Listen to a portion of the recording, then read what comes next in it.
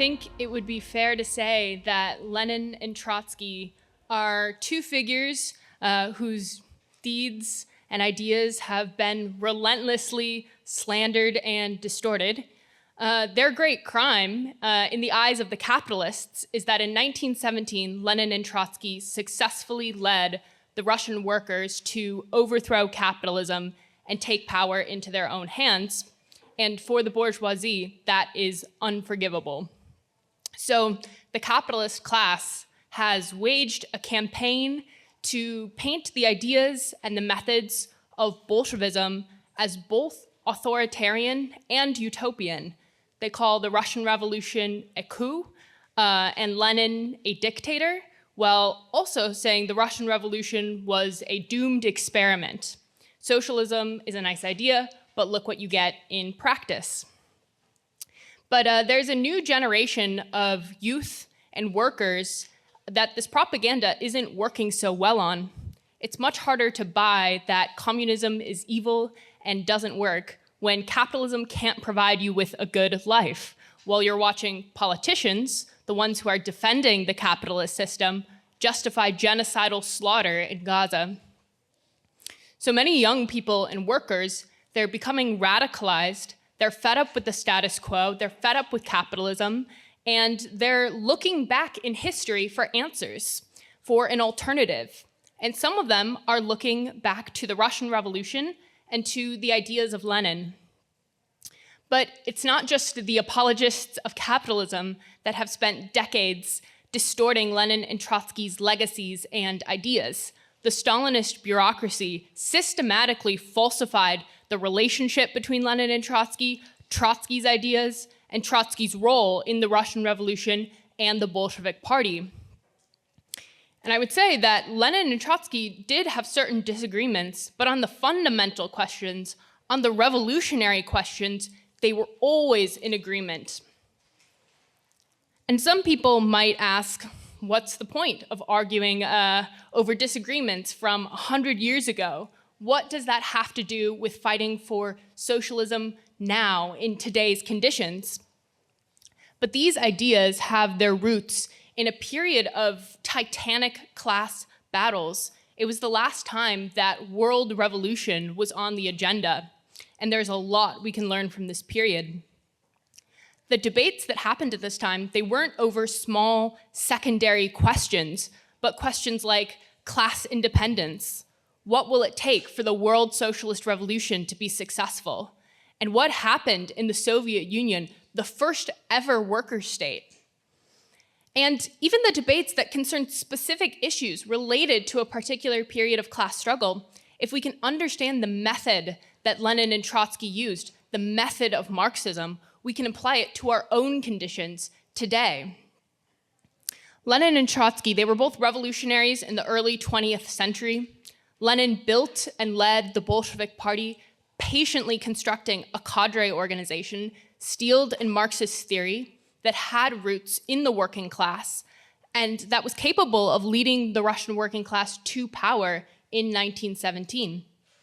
Trotsky was active in the revolutionary movement since he was a teenager, and in 1917, he organized the insurrection that led to the successful seizure of power.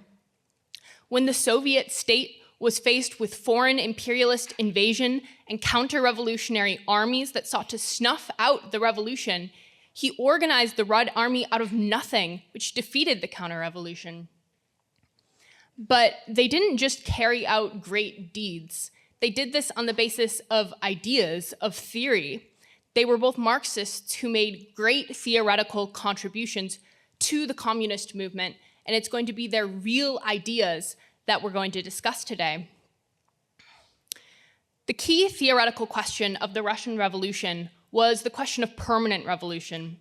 It's one of Trotsky's greatest theoretical contributions, and it's also probably one of the most misunderstood and distorted ideas in the whole history of the communist movement.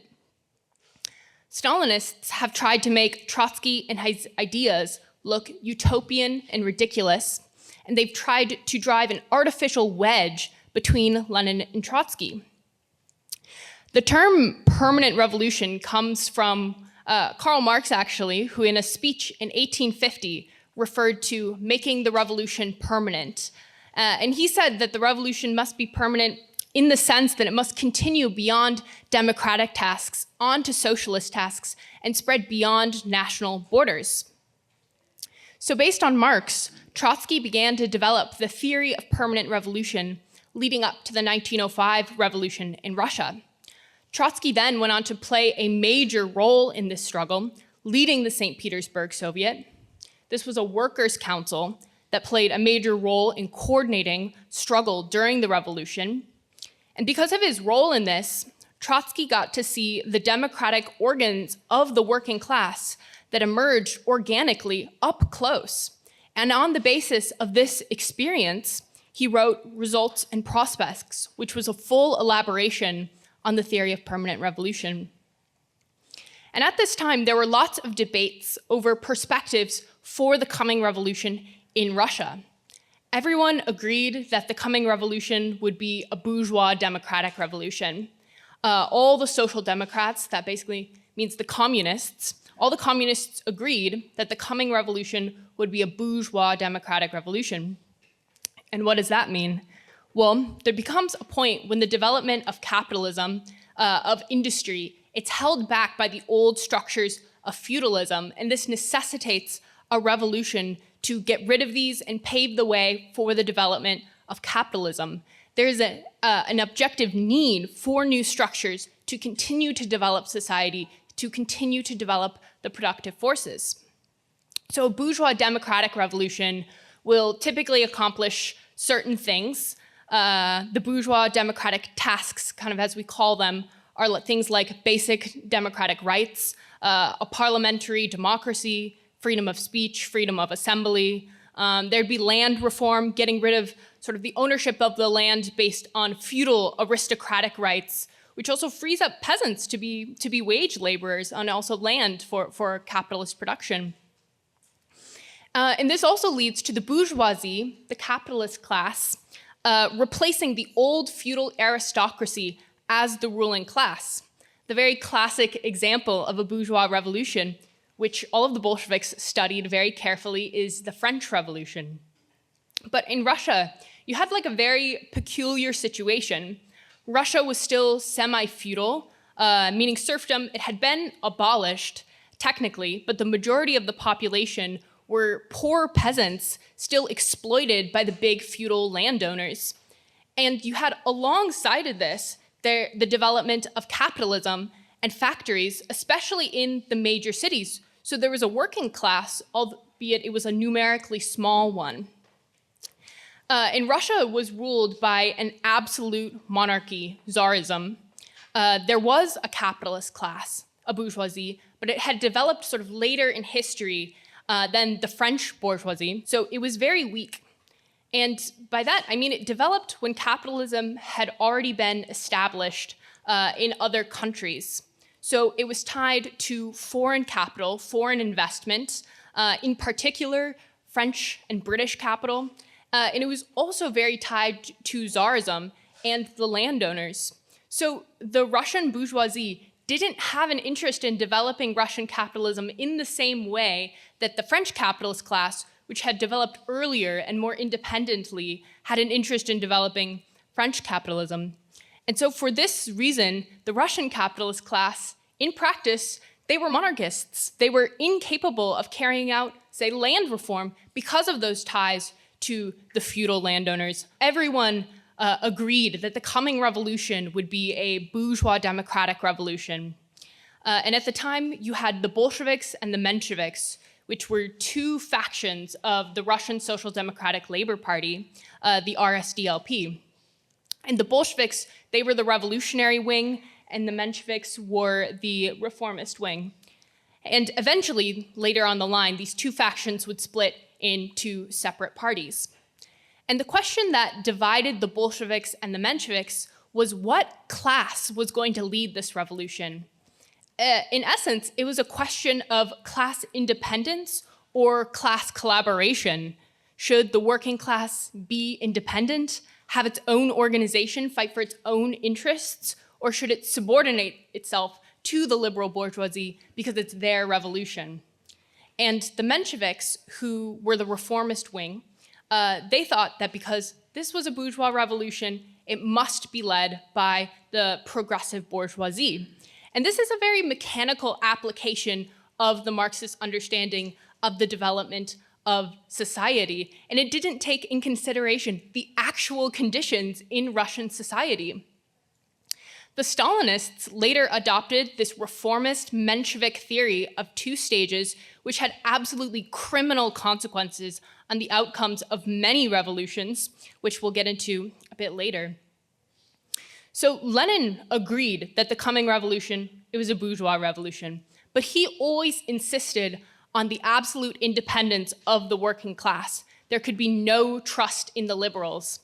Lenin wrote in 1905, "The bourgeoisie in the mass will inevitably turn towards the counter-revolution and against the people as soon as its narrow, selfish interests are met, as soon as it, quote, recoils from consistent democracy, and it is already recoiling from it." He said that it must be the working class in alliance with the poor peasantry that would lead the revolution. He didn't come out and say which class would be the primary class in this alliance. He was waiting to see, on the basis of real historical developments, what class was going to be dominant. And then there was also a third position, which was Trotsky's. He said, like Lenin, that the working class must lead this revolution. And he said they must lead it because they were the only class who had a material interest in carrying out the tasks of the bourgeois democratic revolution.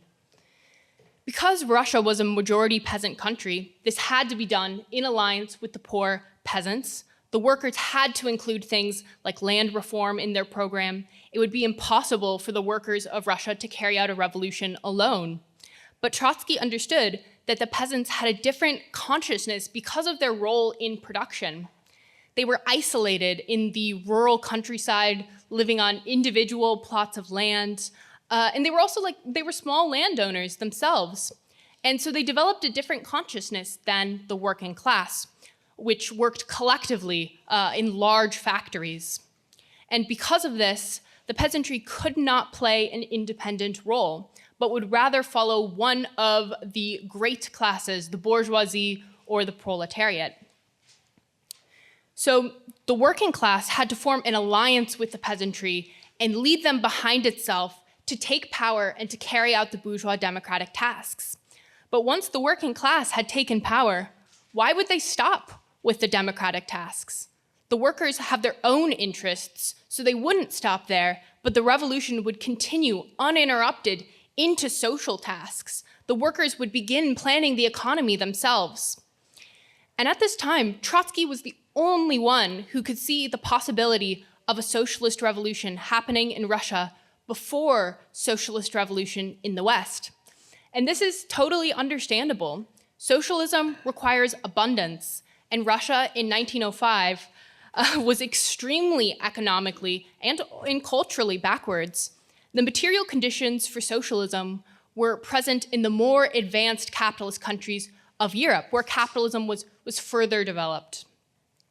Lenin's position, however, it was not that the socialist revolution in Russia would then be relegated to some day in the distant future, like the Mensheviks. Lenin was a staunch internationalist, and he understood that the fate of the Russian Revolution was tied to the socialist revolution in the more advanced capitalist countries. And at this time, this was particularly Germany. And his perspective was that a democratic revolution in Russia could be the spark for the socialist revolution in the West, and the success of that would show the way for the workers in Russia. But no one at any point in all of this had ever claimed that socialism could be built in one country. Capitalism, it's a global system of production. No one country alone has the material basis for abundance for socialism. This was always an international perspective. But Lenin and Trotsky, their positions in 1905 were extremely similar. And in 1917, when another revolution broke out in Russia, Lenin realized on the basis of events that the working class could take power in Russia in advance of revolution in the West and begin reorganizing society. And that's the real meaning of the theory of permanent revolution, that the working class in economically backward countries could take power, carry out the democratic tasks, and move on to socialist tasks. But because the material basis for socialism, it didn't exist in Russia, the revolution would have to be spread internationally to the West in particular. I think at this time it's worth asking also, like, what is a theory, and how do we determine if one theory has more or less merit than another? Should we just take someone's word for it? I think that sometimes theories, or so-called theories, they're invented afterwards to justify actions or a certain course. And others, they treat theories as rigid formulas that have to be stuck to, regardless of the real development of events. And theory also isn't a perfect ideal that we're striving to achieve. The communist movement itself isn't something that a guy named Karl Marx came up with. The working class naturally moves in the direction of taking over the running of society, creating its own councils and its own organization. This striving for power emerges organically out of the class struggle, and the material basis for superabundance has been laid in reality by capitalism. So for Marxists, every theory, it's a hypothesis or a prediction drawn from material reality and then abstracted. And then it must be applied and tested against reality. The theory of permanent revolution was absolutely confirmed by the events of the 1917 Russian Revolution. In February of 1917, the Russian workers, they toppled the Tsar, the absolute monarch who had ruled over Russia. Soviets, these were councils that were the embryo of a future workers' government. They appeared again, as they had in 1905. The working class at this time, they functionally had power in their hands, but their reformist leaders, they handed it back over to the bourgeoisie, and a tenuous bourgeois provisional government was set up. And Lenin immediately understood that this was only the first stage, so to speak, of the revolution, and the conquest of power of the proletariat was on the agenda. So from exile in Switzerland, he sent an urgent telegram to the Bolsheviks insisting on no trust in this new bourgeois pro-imperialist government. And just as in 1905, Lenin argued against the idea that because it was a bourgeois revolution, they must support the bourgeoisie. Lenin explained, "Ours is a bourgeois revolution, we Marxists say. Therefore, the workers must open the eyes of the people to the deception practiced by the bourgeois politicians, teach them to put no faith in their words, to depend entirely on their own strength, their own organization, their own unity, and their own weapons." Even today, in many countries, the bourgeois democratic tasks have not been completed.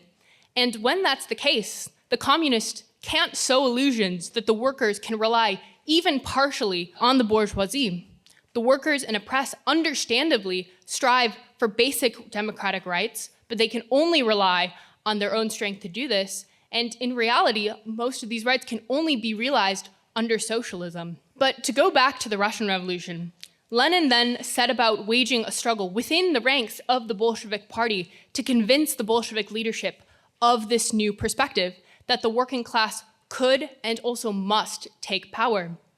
In his April theses, he wrote, "The specific feature of the present situation in Russia is that the country is passing from the first stage of the revolution, which, owing to insufficient class consciousness and organization of the proletariat, placed power in the hands of the bourgeoisie, to its second stage, which must place power in the hands of the proletariat and the poorest sections of the peasants." The positions of Lenin and Trotsky in 1917, they were identical.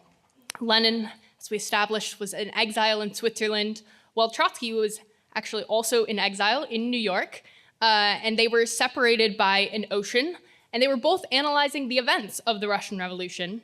And these two men came to the same conclusion completely independently. And because of this, some of the old Bolsheviks who had been around for a long time actually accused Lenin of Trotskyism in 1917 because of this. But the victory of the Russian Revolution didn't change the fact that there was not a sufficient level of development of the productive forces in Russia to build socialism, which is a system that requires a high level of development. And so one thing was entirely clear to Lenin, Trotsky, and the entire leadership of the Bolshevik Party. For the Russian Revolution to survive, there must be a successful socialist revolution in one of the advanced capitalist countries. And during the Civil War, Lenin wrote an article in which he was telling the Russian workers to steel themselves. And in this article, he said, "Russia will become mighty and abundant if she abandons all dejection and all phrase-making, if, with clenched teeth, she musters all her forces and strains every nerve and muscle, if she realizes that the salvation lies only along the road of world socialist revolution upon which we have set out." They understood that they were in a, quote, besieged fortress. They had done their revolutionary duty in taking power, but the fate of the Russian Revolution, it was tied with the world revolution. But the Bolsheviks, they didn't just wait around for the world revolution to come. They made revolutionary appeals to the workers of the world. And Lenin and Trotsky founded a communist international organization, the Third International, also referred to as the Comintern, to fight for world revolution.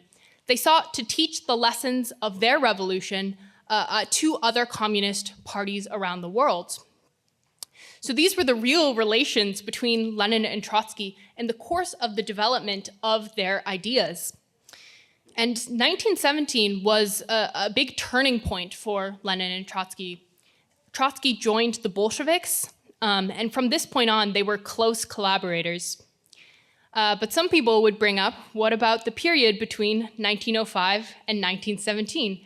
Have you heard the things that they wrote about one another? It sounds like two people with serious disagreements.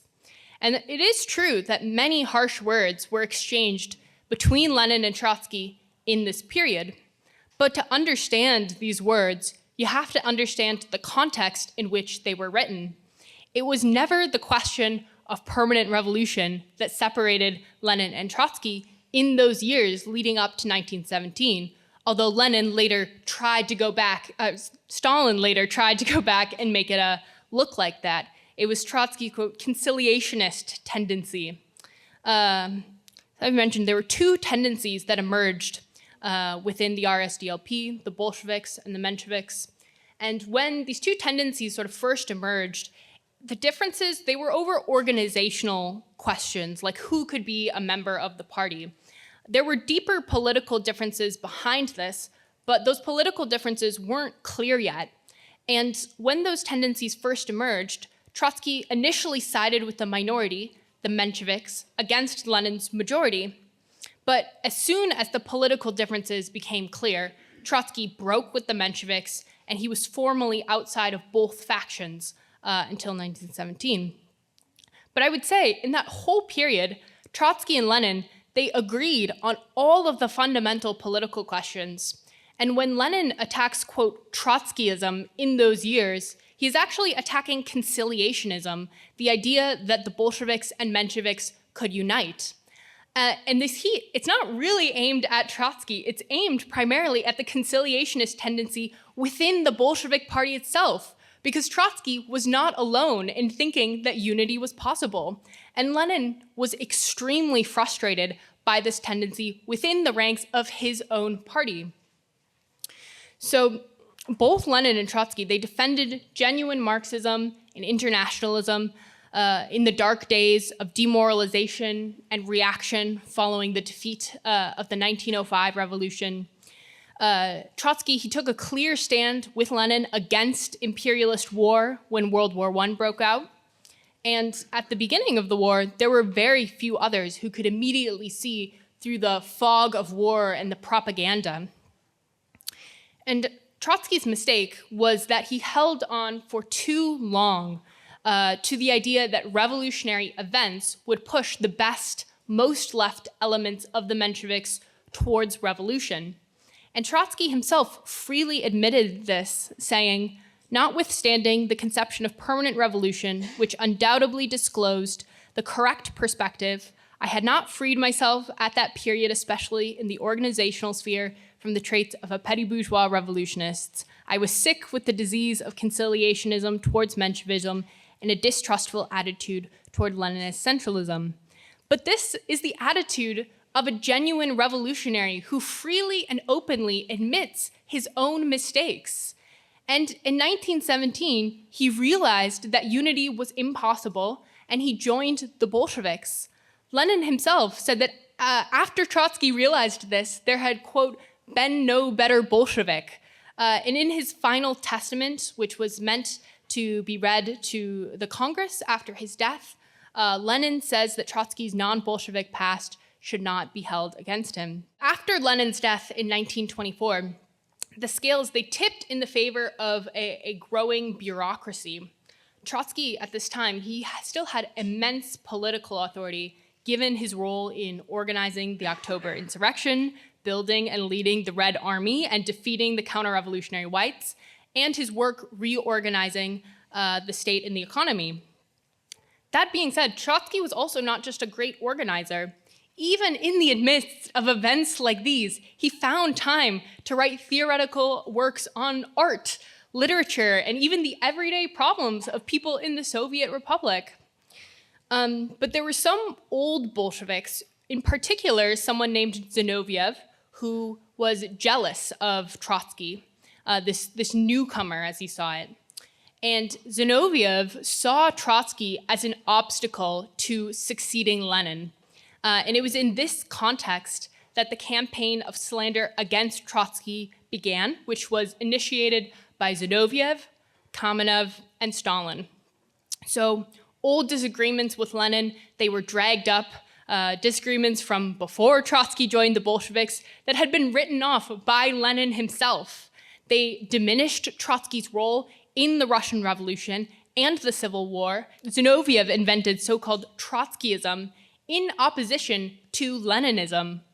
And Zinoviev actually later broke from Stalin, and he came over to the side of Trotsky and the left opposition, and he admitted to Trotsky that this was all purposefully invented. He said the following: "You must understand it was a struggle for power. The trick was to string together old disagreements with new issues.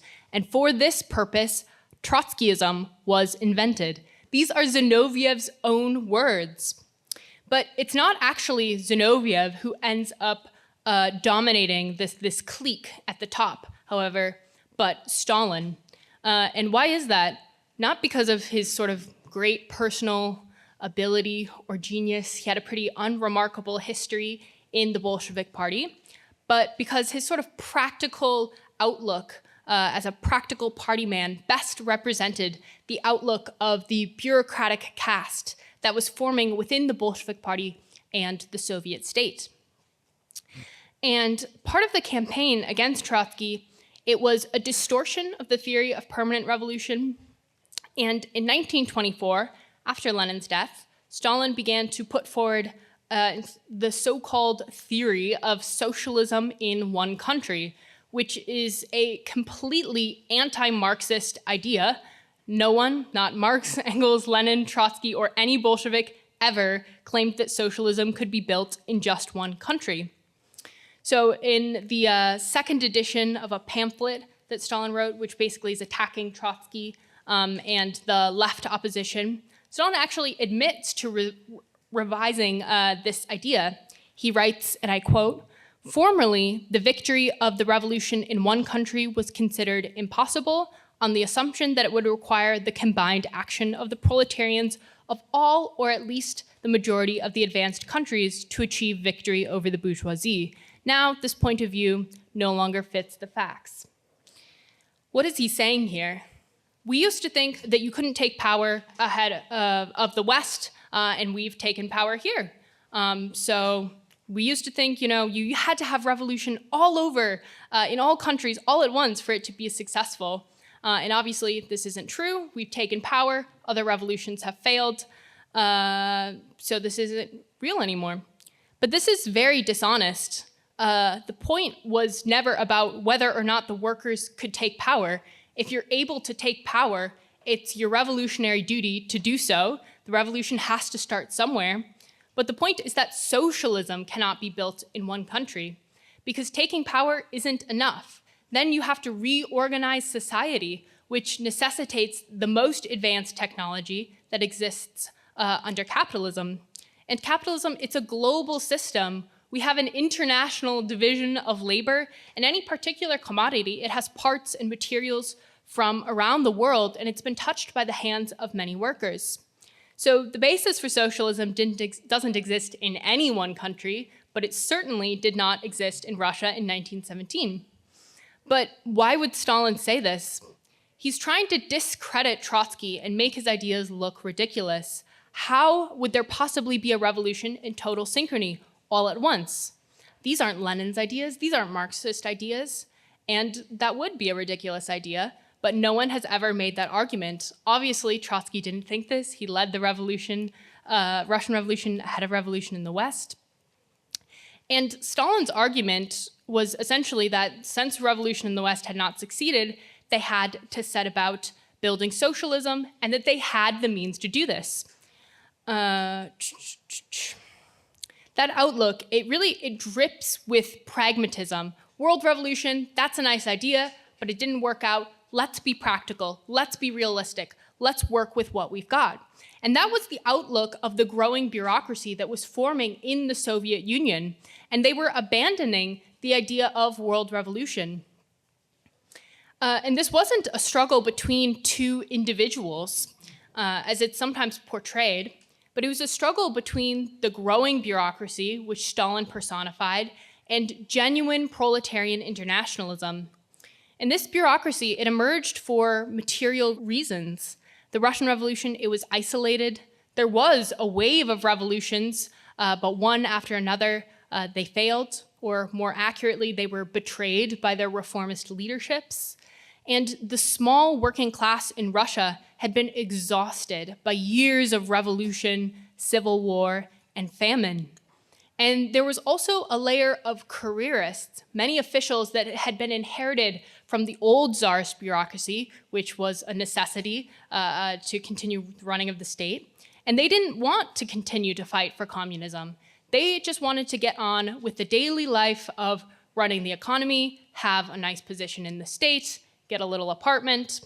If any idea gains some amount of mass support, it has to represent the interests of some class or some layer in society.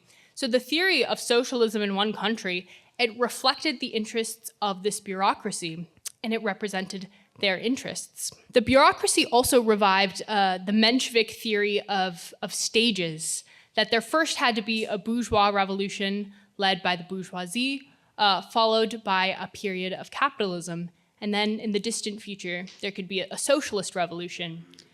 Imagine if in 1917, Lenin and Trotsky had adhered to this and capitulated to the so-called progressive bourgeoisie. If they had limited themselves to being loyal opposition in a coalition with a bourgeois government, it's very likely that the Russian Revolution would have ended in some kind of proto-fascist, totally reactionary, brutal dictatorship, which was a real threat in the summer of 1917. We're at a stage in history where there isn't another option. The problems of our times can only be solved by socialism. The capitalist class, it will fight to the end to preserve its power as a class, and the working class needs a leadership that is willing to fight for its class to the end. And so in that sense, the revolution is permanent. Trotsky defined permanent revolution as a revolution that, quote, makes no compromise with any single form of class rule, which does not stop at the democratic stage, which goes over to socialist measures, a revolution whose every successive stage is rooted in the preceding one, and which can only end in the complete liquidation of class society. That's the real meaning of permanent revolution. Our revolution, it's not going to stop at democratic tasks or national borders because it can't. Wherever it begins, it must end in world socialism. So while this process of bureaucratization is playing out in the Soviet Union in 1925, there was a workers' uprising nearby in China. In 1925, China is in a state of revolt. The workers functionally had power in many of the major cities. And the task of communists would be to show this to the workers and to help them take and consolidate power. And luckily, in this case, there was a party, the Chinese Communist Party.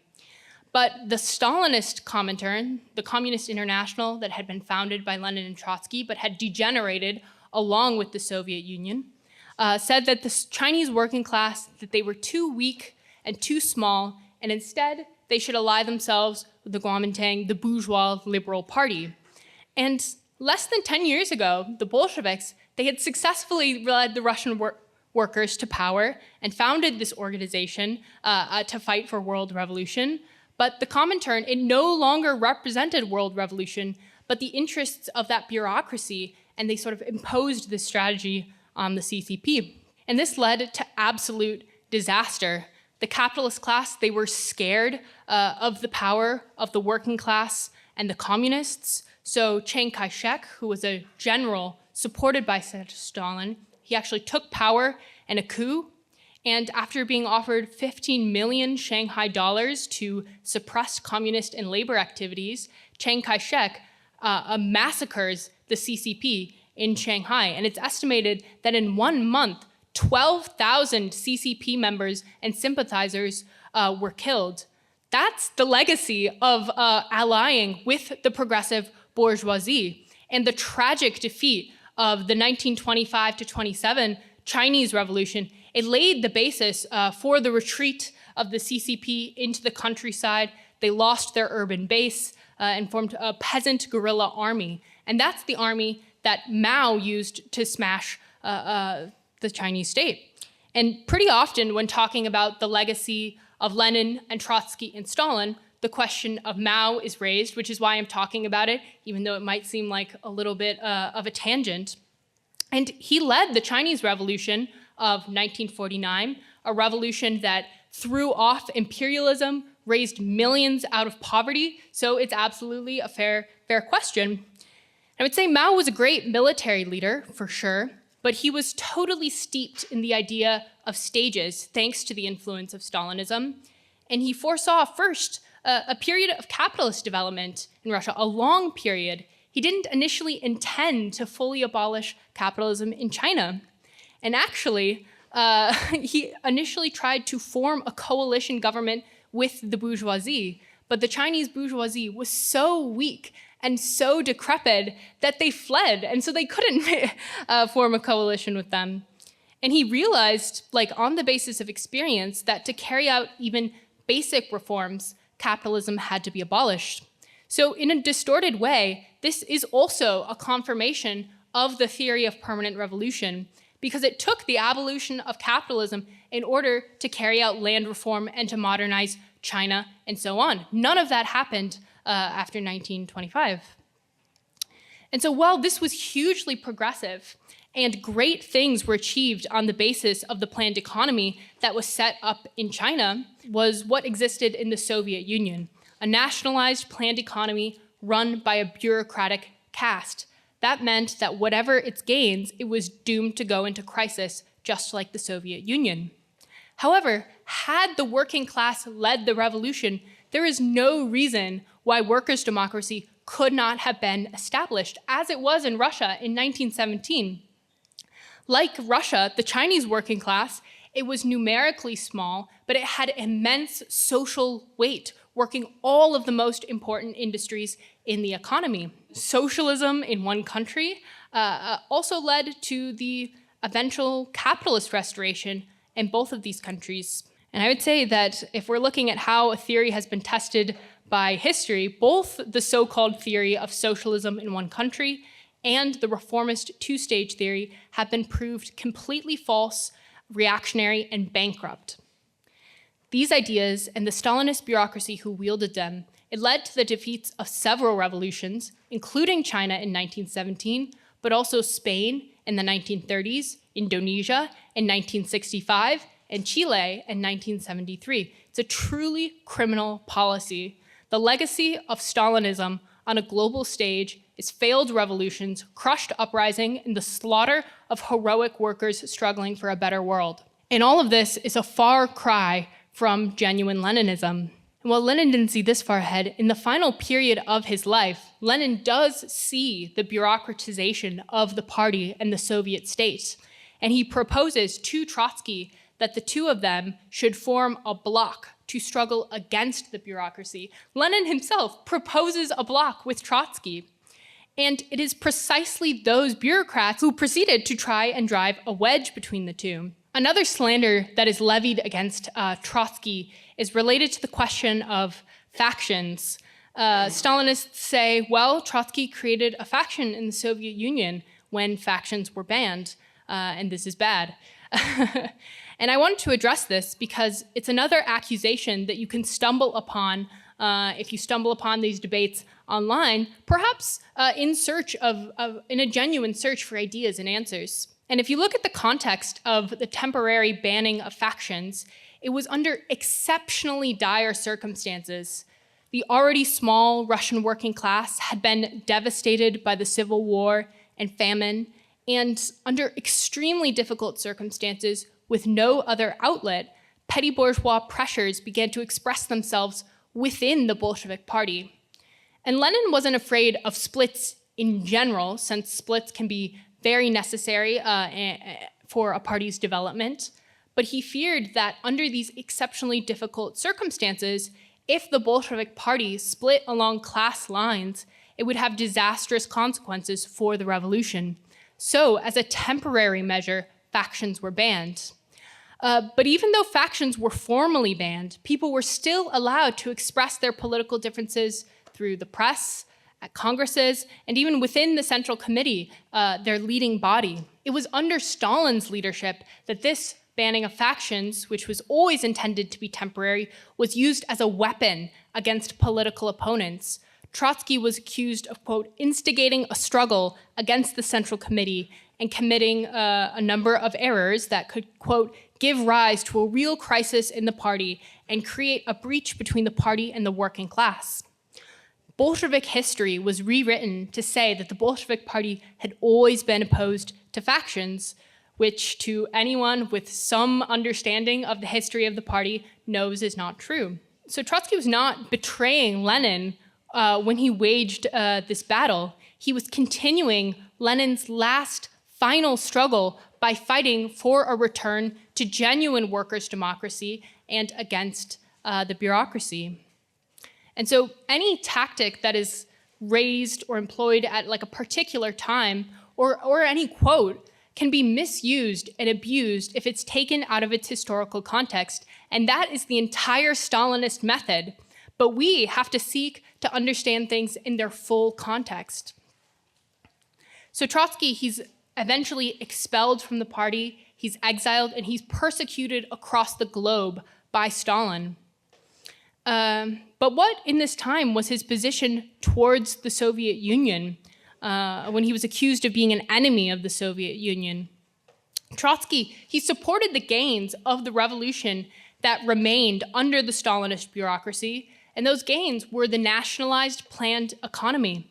As he wrote, socialism has demonstrated its right to victory, not on the pages of capital, but in an industrial area comprising 1/6 of the Earth's surface, not in the language of dialectics, but in the language of steel, cement, and electricity. And during World War II, Trotsky insisted on the defense of the Soviet Union, because when it came down to it, however degenerated the Soviet Union was, it was still a workers' state. So in the final analysis, this was a class question. It was about what side of the barricades are you on? But that lie is still repeated today, that Trotsky was an enemy of the socialist revolution. But by fighting for world revolution and by waging a struggle for the restoration of workers' democracy in the Soviet Union, he was struggling to preserve the real gains of the Russian Revolution. And in his book, The Revolution Betrayed, he laid out 3 possible perspectives for the Soviet Union: that there would be political revolution, essentially a revolution that would maintain the nationalized planned economy but restore a workers' democracy. That was one possibility. And this possibility, it explains the abandonment of world revolution as well, because it may sound wild to say this, But the Stalinist bureaucracy was not yet playing a conscious counter-revolutionary role in China in 1925 to 27. I would say it was exceptionally bad advice and had tragic, disastrous consequences. But it was not yet sort of like actively aware of its counter-revolutionary role. But by the time of the revolution in Spain in the 1930s, the Stalinist bureaucracy had become conscious of its role, and it actually actively helped snuff out that revolution because they were afraid that that a revolution elsewhere would spark political revolution within the Soviet Union, and they would lose all of their power and privileges. So Trotsky laid this out as one perspective for the Soviet Union. And the other options were basically that there would be bourgeois counter-revolution, so a restoration of capitalism through counter-revolution, or if the bureaucracy continued to exist for a very long time, that there would eventually still be capitalist restoration. And the last one is ultimately what happened. Why is this? Because at a certain point, the bureaucracy, they wanted things for their own children. They weren't content with just having things for themselves. They wanted to pass them on to their children. They were afraid of the working class and the working class's power, and they wanted to safeguard their privileges in a more secure way.